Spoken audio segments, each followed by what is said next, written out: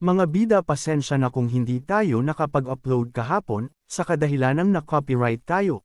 At kung may makikita kayong pagbabago sa video natin, yan ay ang bunga ng paghahanap natin ng solusyon, kaya naman sana ay hindi na mangyari ulit para hindi sayang ang pinaghirapan nating video. Sa mga nagdaang kabanata ng matapos nga nila Xiao Chen mag-usap ni Supreme Purgatory ay napagdesisyon na ni Supreme Purgatory na isama si Xiao Chen patungo sa kanyang minamahal, na gustong kumpirmahin ni Xiao Chen. At sa pagpapatuloy din ng kabanata ay makikitang tumalon sila sa mataas na bangin na kung saan nasa baba na ang lugar na kung saan sila pupunta. At nang makababa sila ay naglakad pa sila sa unahan. Maya-maya pa ay nakarating na nga sila na kung saan ito ang lugar kung saan nandito ang minamahal ni Supreme Purgatory. Nakaramdam naman si Black ng sobrang lamig sa lake na nasa kanilang harapan at namamangha siya dahil nahanap ito ni Supreme Purgatory ang lawa na kung tawagin ay lawa ng Xuanyin. Sinabi naman ni Supreme Purgatory na sayang kahit ang lawa ng Xuanyin ay halos hindi mapigilan ang nakakapasong araw sa kanyang katawan. Sa sinabi ni Supreme Purgatory ay napalingon si Xiao Chen sa kanya nang marinig niya ang sinabi ni Supreme Purgatory sa nakakapasong araw. Kinumpirma naman ito ni Supreme Purgatory at sabay niya ding sinabi na malalaman ito ni Supreme Body Cultivator sa lalong madaling panahon. Iniangat na nga ni Supreme Purgatory ang kanyang daliri at dahil dito ay lumabas ang isang malaking blok ng yellow na nagmula sa ilalim ng lawa ng Xuanyin. At nang sandaling wala na ang blok sa lawa ay agad na bumugso ang matinding apoy na kung tawagin nga ni Supreme Purgatory ay nakakapasong araw. Kaya naman sa puntong ito ay ikinagalit na naman ito ni Supreme Purgatory dahil sa bumalik na naman ang matinding nakakapasong araw. Nagkaroon naman ng matinding reaksyon si Black dito para sa kanya ay makakatulong ito sa kanyang pag-unlad ng cultivation at sabay niyang sinabi na tignan siya kung ano ang kanyang gagawin. Agad siyang tumalon matapos magsalita patungo sa naglalabas ng matinding nakakapasong araw. At mabilis niya itong hinihigop na para lamang itong sabaw na para bang walang epekto sa kanya ang ganitong nakakapasong araw. Ilang sandali pang ginagawa ni Black ay lumilitaw na ang isang imahe ng tao dito. Nang mawala ng bahagya ang nakakapasong araw ay makikita na ng buo ang isang lalaki dito at ang pangalan nito ay si Qin Fei at siya ang Panginoon ng Apoy. Ginamit naman ni Xiao Chen ang kanyang abilidad upang kunin si Qin Fei upang masuri niya ito. Nang mailapit niya ito ay naramdaman niya ang matinding nangangalit na init. Nasabi pa nga niya na sobra naman ang init na nilalabas nito. Habang si Black naman ay lumapit kay Qin Fei at sabay niyang tinanong si Xiao Chen na kung maari niya bang kainin ito. Subalit sa kanyang sinabi ay binigyan siya ni Xiao Chen ng seryosong ekspresyon senyales na tumigil ito sa kanyang mga kalukuhan. Agad naman na sinuri ni Xiao Chen si Qin Fei at nang masuri niya ito ay sinabi niya kay Supreme Purgatory na sabi mo may nakakapasong araw sa loob niya. Ipinaliwanag naman ni Supreme Purgatory na sa kanyang katawan, may kabuuang 9 na pag-ikot ng nakakapasong araw. Noong nagkita kami ilang taon na ang nakakaraan, iisa lang ang nakakapasong araw sa kanyang katawan, sa aking cultivation, madali ko itong nasupil. Pero hindi ko akalain na sa bawat taon na lumilipas, tataas ng isang round ang nakakapasong araw sa katawan niya, hanggang ngayon, siya ay may 9 na pag-ikot ng araw sa kanyang katawan. Nang marinig ito ni Xiao Chen ang sinabi ni Supreme Purgatory ay iniangat niya na ang kanyang daliri habang naglalabas ito ng aura. At dahan-dahan niya itong inilapit kay Qin Fei. Nang sandaling mailapat niya ang kanyang daliri ay sinabi ni Xiao Chen na paano niya ako masasaktan. Habang si Black naman ay pinipilit niyang ibigay sa kanya si Qin Fei dahil sa nagugutom siya. Subalit hindi naman pinansin ni Xiao Chen ang sinasabi ni Black bagkus ay ipinagpatuloy niya ang kanyang ginagawa. At sa sandaling gamitan niya ito ng kanyang kakaibang aura ay nagkaroon ng reaksyon ang katawan ni Qin Fei. At para bang nailipat siya sa ibang dimensyon na dahilan para suriin niya ang lugar. Dito ay nakita niya ang maraming bilang ng nakakapasong araw. Nang bigla namang may nagsalita sa kanyang likuran, kaya naman napalingon agad dito si Xiao Chen. Agad ngang nagpakilala si Qin Fei kay Xiao Chen. Pinagmasdan naman siya ni Xiao Chen ng mabuti at parabang familiar sa kanya ang nilalang na ito. Maya-maya pa ay bigla na lang tumawa si Xiao Chen at sabay niyang sinabi na hindi ako makapaniwala na ang Panginoon ng Ningas na namuno sa mundo sa loob ng 10,000 taon, ang kataas-taasang powerhouse na iyon, nakapantay ng hybrid martial god, ay bumagsak sa ganoong antas. Sa mga sinabi ni Xiao Chen ay hindi naman makapagsalita dito si Qin Fei. Tinanong din ni Xiao Chen na kung anong dahilan kung bakit niya siya dinala dito. Nagpaliwanag naman si Qin Fei sa tanong ni Xiao Chen na wala akong sinasadyang masama sa pagdala sa'yo dito. Gusto ko lang bigyan mo ako ng pabor. Sinabihan naman siya ni Xiao Chen na kung gusto mo talagang bigyan kita ng pabor, bakit kailangan mo pang gawin ito? Agad naman na sinabi ni Qin Fei na inaamin ko, ginagamit ko si Lian Yu para akitin ka dito. Pero wala din akong magawa. Sa totoo lang, matagal na kitang sinusundan. Mula nang makuha mo ang mga ugat ng minahan ng purgatorio, alam kong ikaw ang dating Supreme Body Cultivator. Simula noon, pinakialaman ko na ang alaala ni Lian Yu. Hiniram ang katawan ng kanyang kasintahan, at pagkatapos ay hinikayat siyang lumapit sa iyo. Nang marinig ni Xiao Chen ang buong kwento ay sinabihan siya ni Xiao Chen na kung hindi ba ito natatakot na maaring direkta niya itong patayin. Sinabi naman ni Qin Fei na alam kong hindi ka ganoong nilalang. Dagdag pa ni Qin Fei na Xiao Chen, nakuha mo din ang mana ng Hanyuan tama. Sa sinabi ni Qin Fei ay agad naman na nilabas ni Xiao Chen ang kanyang aura sa pag-aakalang baka agawin ito ni Qin Fei.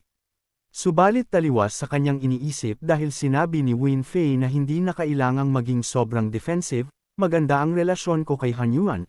Alam ko lahat ng mga alas niya, sa unang pagkakataon na nakita kita, alam kong nakuha mo na ang kanyang kumpletong immemorial body tempering technique.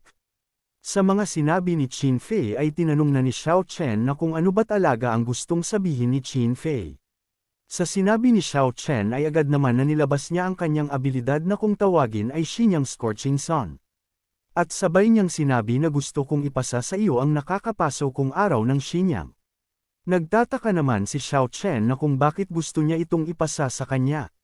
Ipinaliwanag naman ni Qin Fei na sa totoo lang, pinagkatiwalaan ako ng iba, pero hindi ko masabi sa iyo ang mga detalye. Nang marinig ni Xiao Chen ang rason ni Qin Fei ay seryoso niyang sinabi na tinatanggihan niya ang alok nito. Ikinagulat naman niya ang pagtanggi ni Xiao Chen, at sabay niyang sinabi dito na ang Xinyang Scorching Sun ay mas makapangyarihan kumpara sa immemorial body tempering technique, kaya bakit mo ito tinatanggihan? Sinabihan naman siya ni Xiao Chen na dahil sa ito ay hindi niya kailangan. Sa sinabi ni Xiao Chen ay napahawak na lang sa noo si Win Fei, nasabi pa nga niya na ikaw talaga body cultivators ay napakatigas ng ulo. Kung ganun, magtatapat na ako hiniling sa akin na ituro sa iyo ang nakakapasong araw ng Xinyang dahil gusto kong bigyan mo ako ng pabor sa hinaharap. Tulungan mo akong ituro ang nakakapasong araw ng Xinyang sa isang tao.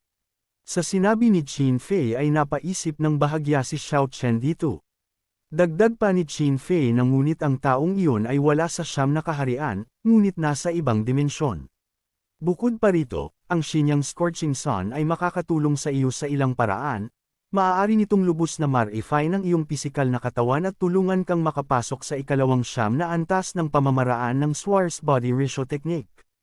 Ikinatuwa naman ito ni Xiao Chen kaya naman sinabi niya na dahil ito ang kaso ay tinatanggap niya na ito. Sa pagpayag ni Xiao Chen ay nasabi na lang ni Qin Fei na sa panahon ngayon, pagdating sa pagbibigay ng mana, kailangan mong humingi ng kung ano. Agad na inilabas ni Qin Fei ang kanyang kapangyarihan upang ibigay kay Xiao Chen ang kanilang napagkasunduan. Matapos ang kanyang pagpapalabas ng kanyang kapangyarihan ay naglagay siya sa kanyang daliri nito. At ibinigay kay Xiao Chen ito habang si Xiao Chen naman ay namamangha dito dahil sa lakas ng kapangyarihang ito. Matapos din ito ay inilabas din ni Qin Fei ang isang pamamaraan. At dahan-dahan na ibinigay kay Xiao Chen habang bakas sa kanyang hitsura ang nararamdaman niyang kapangyarihang ito. Sa tindi ng kapangyarihang ito ay halos hindi siya makapaniwala at malaglag ang kanyang panga.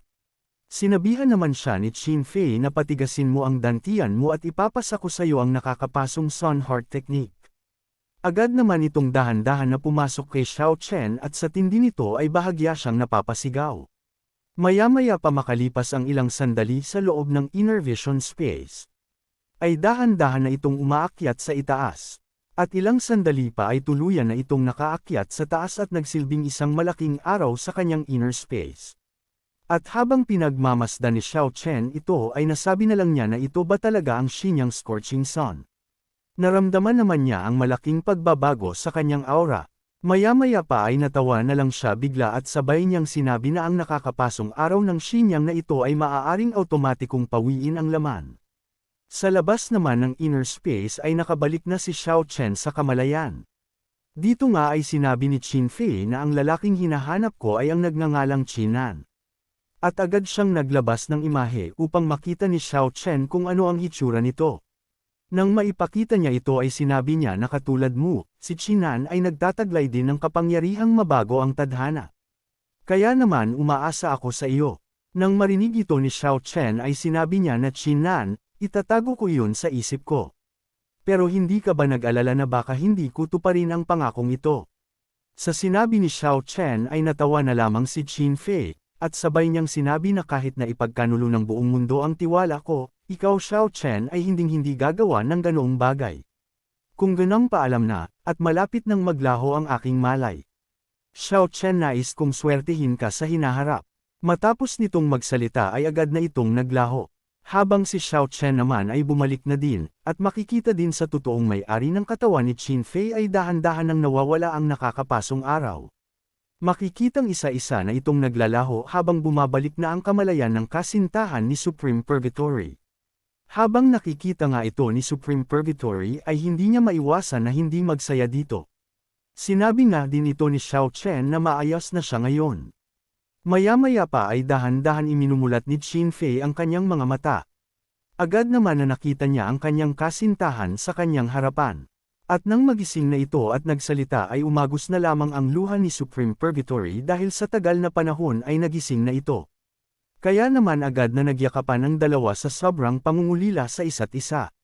Subalit habang ang dalawa ay nasa romantikong eksena ay si Black naman ay matindi na lamang ang panghihinayang dahil nararamdaman niya ang malaking pagbabago sa kaluluwa na nasa loob ni Qin Fei, kung kaya't tinanong niya si Xiao Chen na kung anong nangyayari.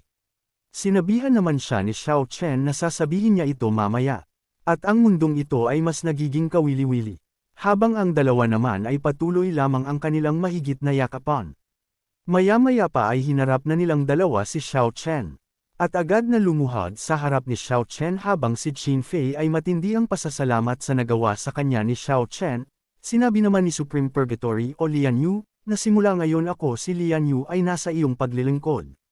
Natuwa naman si Xiao Chen dito kung kaya't agad niyang sinabi na kung ganun ay pumirma tayo ng soul contract. Agad na inilapat ni Xiao Chen ang kanyang daliri sa noo ni Lian Yu na mabilis namang natapos. Nang matapos nga ang soul contract nila ay agad na sinabi na ni Xiao Chen na kayong dalawa ay matagal nang hindi nagkikita, kaya naman aalis na kami upang magkaroon kayo ng oras.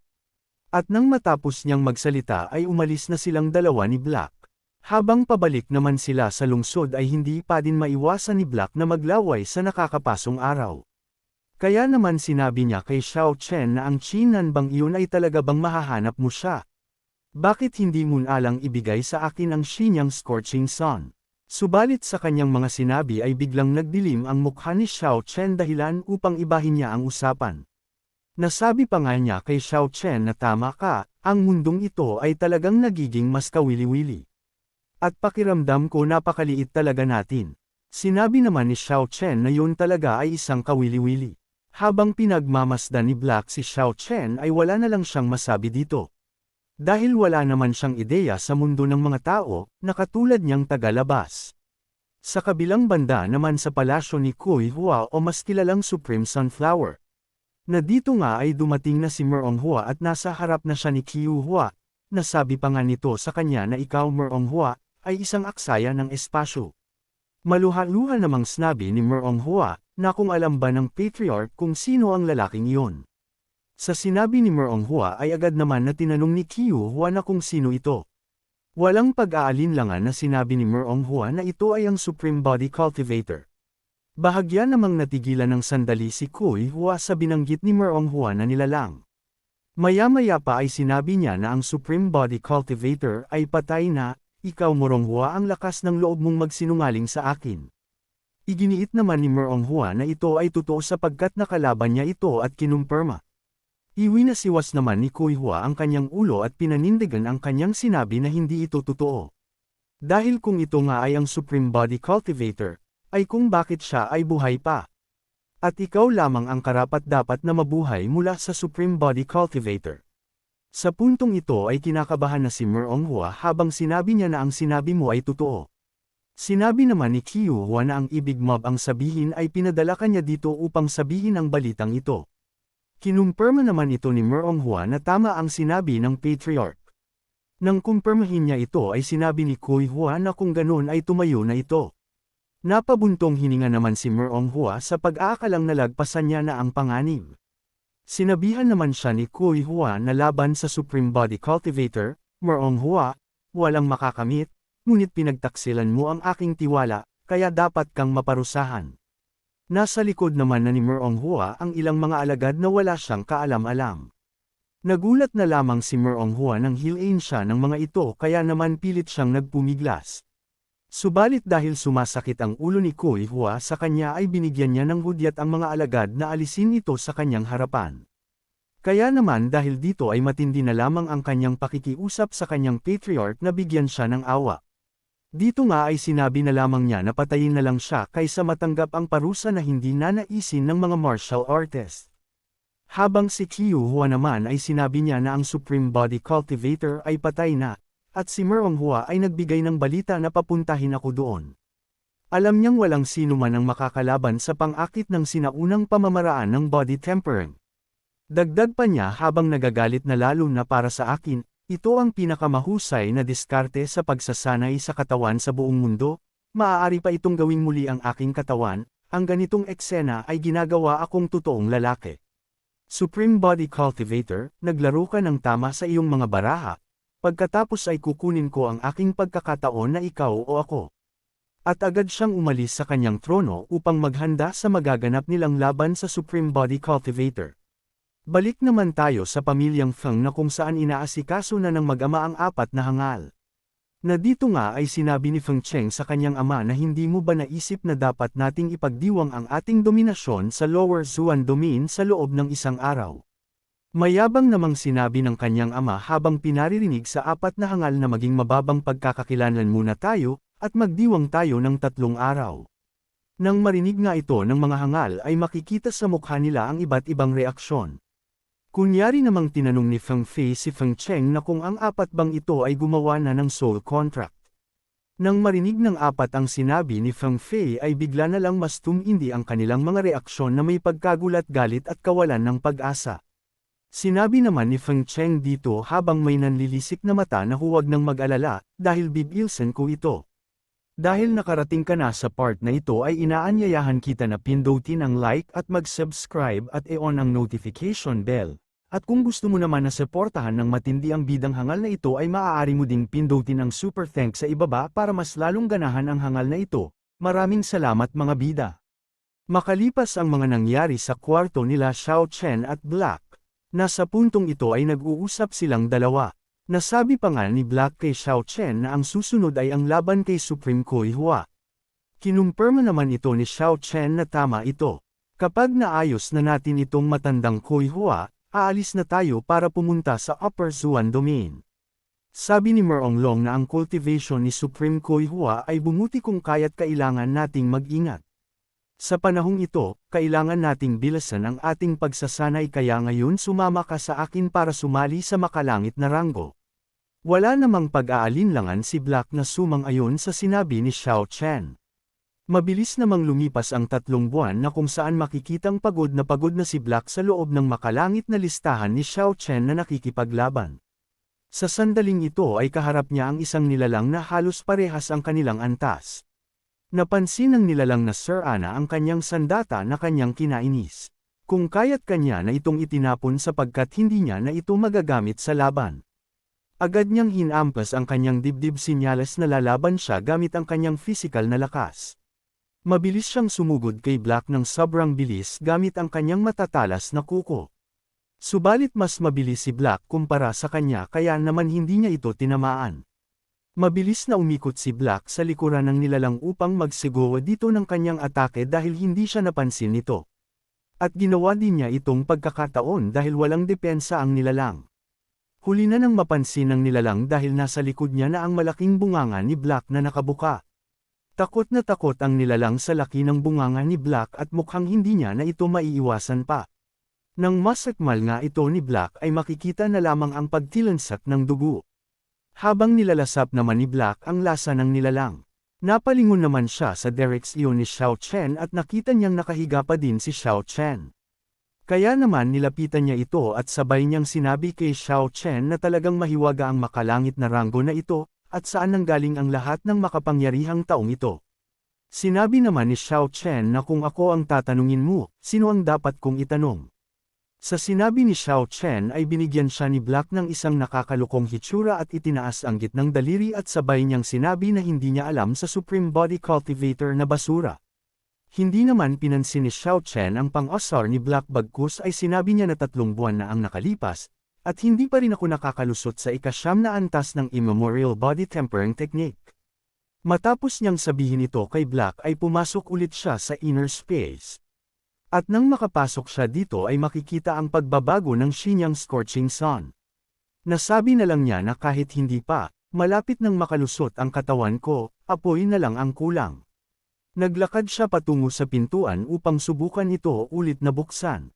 At nang makalapit siya agad niya itong hinawakan. At tinulak ng buo niyang lakas upang buksan ito. Nagpatuloy ang kanyang ginagawa at nagbabaka sakaling mabubuksan niya na ito. Subalit nauubos na ang kanyang lakas at hindi pa din niya ito nabubuksan. Kaya naman sinabi niya na parang hindi ko mabubuksan itong pinto hanggat hindi ko naabot ang ika-9 na antas. Balik sa makalangit na listahan. Ay sinabi ni Xiao Chen dito kay Black na sa pagbibilang ng oras, dapat nandito na si Supreme Kui Hua. At para sa natitirang araw, magpapahinga tayo at maghihintay sa pagdating ng matanda. Sinabi naman ni Black sa kanya na nakagawa ka ng isang pambihirang tagumpay, ngunit marami akong pinagbuti, kaya tingnan natin kung ano talaga ang isa sa pinakamalakas na nilalang sa mundo ng espada. Sa sinabi ni Black ay napangisi na lamang si Xiao Chen dito. At matapos ang kanilang pag-uusap ay lumabas na sila sa makalangit na listahan. Kasabay naman ng pagbukas ng pintuan ang pagdating nila Xiao Chen, dito nga ay sinabi ni Wuling na Xiao Chen, tapos ka na sa iyong seclusion. Kinumpirma naman ito ni Xiao Chen nang nakangiti. Subalit binalaan naman siya ni Wuling na si Supreme Kui Hua ay lubhang malakas, sigurado ka ba dito? Itinaas naman ni Xiao Chen ang kanyang hinlalaki at sabay na sinabi na isa akong Supreme Body Cultivator. Subalit ang kanyang pagyayabang ay sinabihan siya ni Wuling nang naiinis na isa kang sinungaling. Inulit pa nga ito ni Wuling na talagang isa ka talagang sinungaling. Sinabihan naman siya ni Xiao Chen na huwag kang mag-alala. Subalit ang tinutukoy pala ni Wuling ay taliwas sa sinabi ni Xiao Chen, dahil sinabi ni Wuling na sinungaling ka dahil hindi mo pa ako binibigyan ng anak. At nang marinig ito ni Xiao Chen ay wala na lang siyang masabi. Habang si Black naman ay makikita ang ngiti nito sa mukha. At dito na din matatapos ang ating episode mga bidang hangal subalit hindi matatapos ang araw na ito nang hindi tayo nag-shoutout, kaya naman shoutout kay Rodney Pascual at maraming salamat sa pagbibigay ng super thanks, Lola Moring at Lolo, Tito Pog, Tito Ambo, Tito Frank, Tito Erap from USA. Maraming salamat sa panunood at magkita-kita ulit tayo sa mga susunod na kabanata, kaya naman mangyaring pa-like na lang po.